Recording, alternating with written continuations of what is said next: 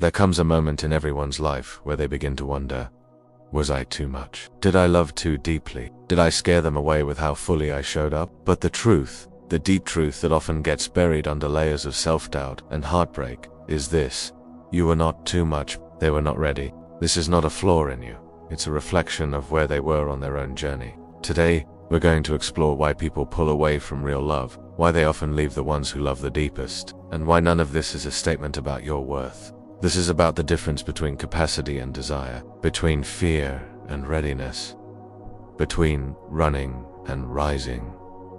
Let's begin. From a young age, many of us were taught that love is something we must earn. Be quieter, be smaller, be less emotional, be less demanding, then maybe, just maybe, someone will stay. This conditioning teaches us to shrink ourselves in relationships, to suppress our truth, hide our needs, and water down our passions so we don't overwhelm anyone. But here's the sacred truth.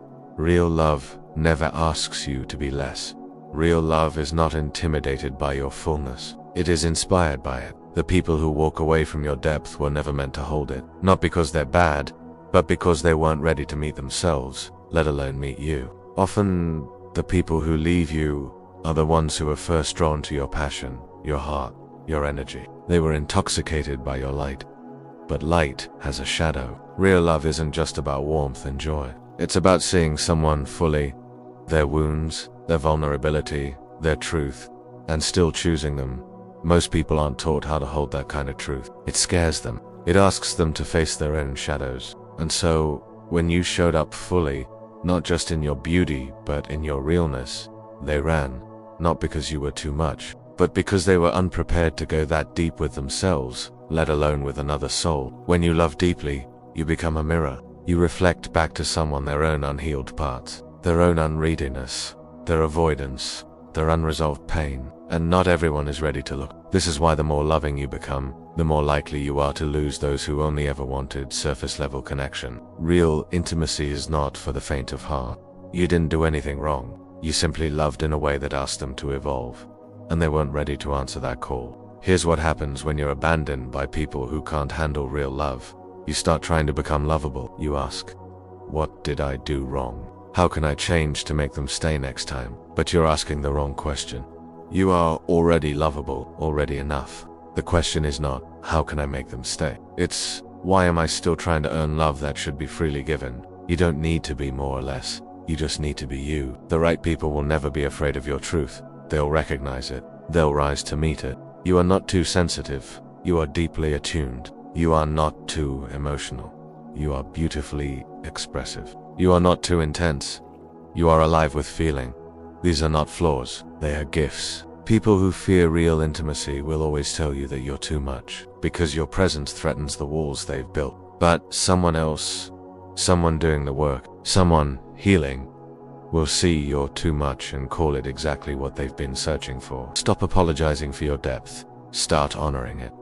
You must learn to protect your energy. Not everyone who wants your love deserves it. Some people want the feeling of being loved without the responsibility of returning it. They want the benefits of closeness without the discomfort of growth. You must stop giving VIP access to those who can't even show up for themselves. You are sacred. You are powerful. Your love is transformational. It's not meant to be handed out freely to those who only know how to consume, not reciprocate. At some point, you have to stop blaming others and start asking yourself, why do I keep choosing people who cannot choose me? That answer usually lives in your past, in your childhood, in your first heartbreak, in the moment you learned that love must be earned, that it is conditional, scarce, fragile. To break that cycle, you must grieve it.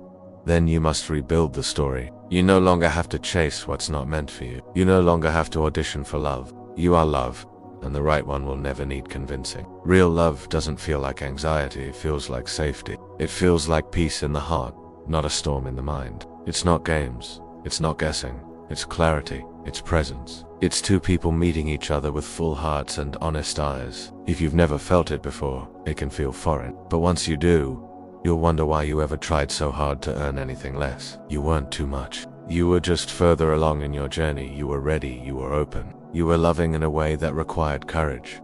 And they weren't there yet. Don't let their fear become your story. Don't let their leaving convince you that you must shrink. keep being real. Keep being deep. Keep loving fully. Not because they could receive it, but because that's who you are. The one who's meant to stand beside you will not run from your light. They will match it. Thank you for watching. If this message resonated with your soul, press the thumbs up and share it with others. It helps spread the message of inner peace. And don't forget to subscribe to my channel to see more videos like this.